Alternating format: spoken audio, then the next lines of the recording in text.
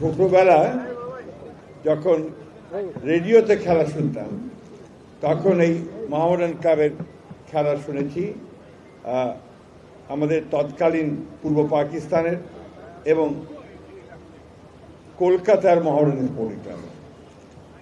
পরবর্তীকালে মোহামেডান ক্লাবের স্পোর্টিংয়ের সঙ্গে বিশেষ করে কলকাতার পরিচয় হয়েছে, এটা আবার একটু অন্যভাবে সাহিত্যের মধ্য দিয়ে। তখন যে উপন্যাস বা সাহিত্য লেখা হতো সেখানে মোহামেডান ক্লাবের অবশ্যই উল্লেখ থাকতো এবং দেখা যেত যে তখনকার দিনে কলকাতায় যারা বাস করতেন তারা মোহনবাগান আর মোহামেডানকে নিয়ে এবং ইস্ট বেঙ্গল এটা নিয়ে তাদের সেই উপন্যাস তাদের সাহিত্য গড়ে উঠেছে। আজকের আমাদের অত্যন্ত জনপ্রিয় সভাপতি জনাব বরকতুল্লাহ বুলু মঞ্চে উপবিষ্ট আছেন, আমার কলেজ জীবন থেকে বন্ধু আমাদের মনিরুল হক চৌধুরী সাহেব। সকলের নাম বলতে গেলে অনেক নাম বলতে হবে।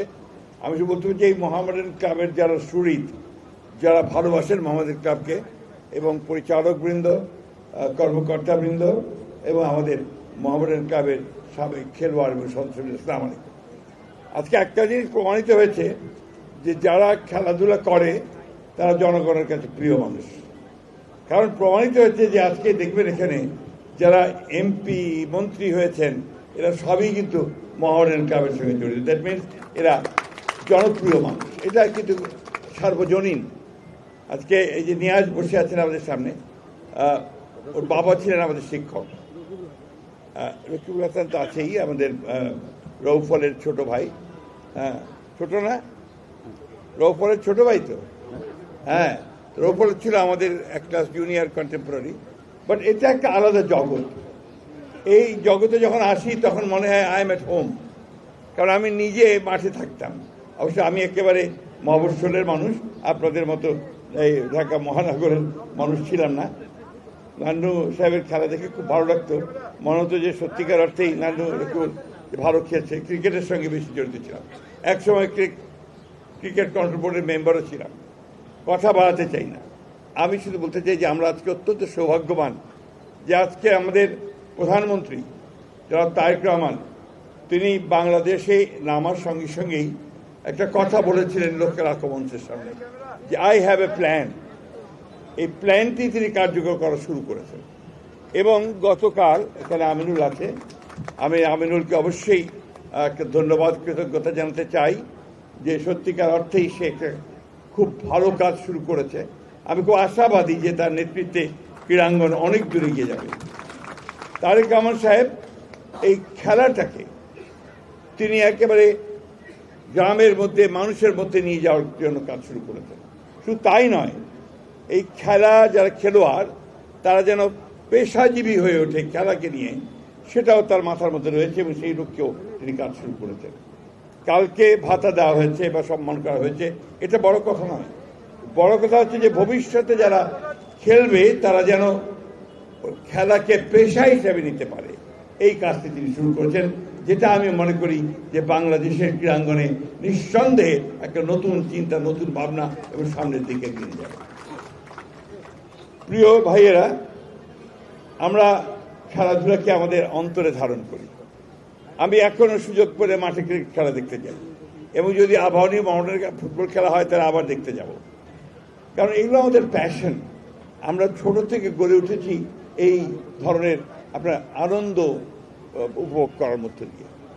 আমরা সবসময় মনে করেছি এখানে কোনো রাজনীতি থাকবে না, এখানে রাজনীতির কারণে কোনো মেধাবী ক্রীড়াবিদ বাদ পড়বে দল থেকে বা জাতীয় দল থেকে, এটা সবচেয়ে কষ্টের কারণ হয়ে দাঁড়ায়। এই উপগ্রহ থেকে আমাদেরকে বেরিয়ে আসতে হবে। আমি আমাদের অত্যন্ত তরুণ ক্রীড়ামন্ত্রী, যিনি নিজে অত্যন্ত একজন দক্ষ, যোগ্য এবং বরেণ্য ফুটবলার ছিলেন, জাতিকে প্রতিনিধিত্ব করেছেন, তাকে অনুরোধ করব যে এই বিষয়টার দিকে লক্ষ্য রেখে রাজনীতিকে মুক্ত করে ক্রীড়াঙ্গনকে যদি আমরা সামনে নিতে পারি তাহলে নিশ্চয়ই আমরা সফল হব। আর আমাদের বর্তমান প্রধানমন্ত্রী জনাব তারেক রহমান সেইটাই চান, সেটাই তিনি কালকে বলেছেন।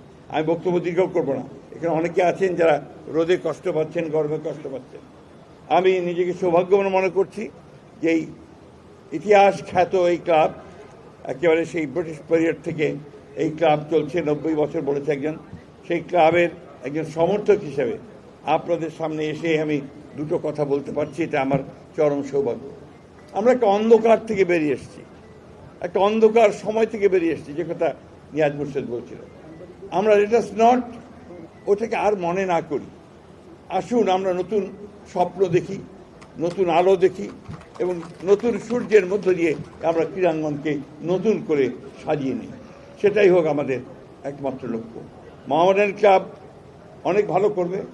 মোহামেডান ক্লাবের মধ্যে এখন যারা এসছেন তারা বেশিরভাগই তরুণ, এবং আমি মনে করি তাদের নেতৃত্বে মোহামেডান ক্লাব সামনের দিকে এগিয়ে যাবে। তো একই সঙ্গে আজকে যেমন এখানে অঞ্জনবাবু এসছেন, আমাদের অন্যান্য ক্লাবগুলো তারাও ইকুয়ালি স্ট্রং হবে। অর্থাৎ খেলার মাঠে আমরা প্রতিযোগিতা দেখতে চাই, সুস্থ প্রতিযোগিতা দেখতে পাই। আমরা ওই দৃশ্য দেখতে চাই যে মোহামেডান ক্লাব আর আবাহনীর খেলা ন্যাশনাল ফুটবল স্টেডিয়ামে হচ্ছে, আর বাইরে মারামারি করছি আমরা, ঠিক না? এই দেশটা আবার দেখতে চাই। আপনাদেরকে সকলকে অশেষ ধন্যবাদ আমাদেরকে আমন্ত্রণ জানানোর জন্যে, আমাকে বিশেষ করে ধন্যবাদ আপনাদের সকলকে। আসসালামু আলাইকুম।